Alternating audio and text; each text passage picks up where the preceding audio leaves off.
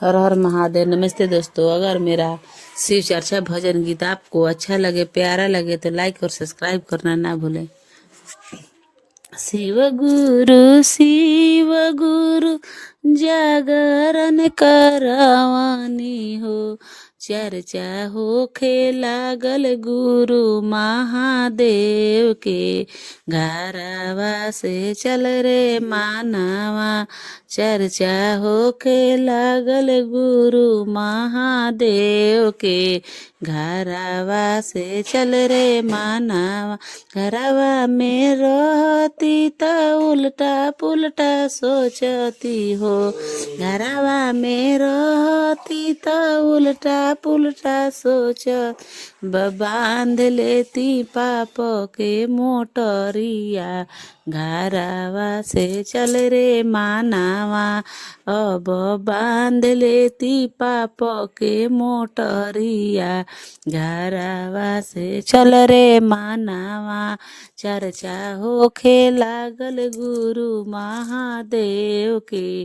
घरवा से चल रे मानवा, शिव गुरु जागरण करवनी हो। ओ चर्चा होखे लागल गुरु महादेव के।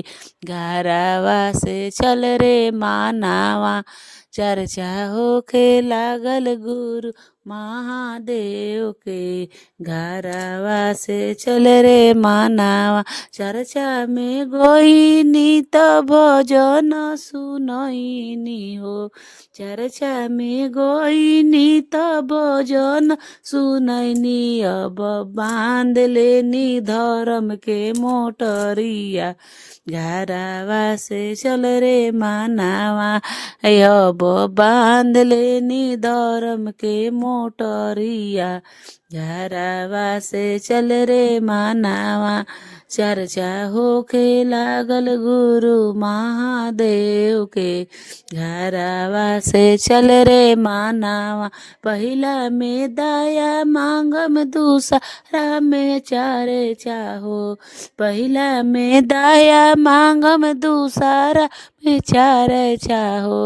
ओ अब तीसरा में नमः शिवाय प्रणामवा। घरवा से चल रे मानवा, अब तीसरा में नमः शिवाय प्रणामवा। घरवा से चल रे मानवा, चर्चा होखे लागल गुरु महादेव के। घरवा से चल रे मानवा।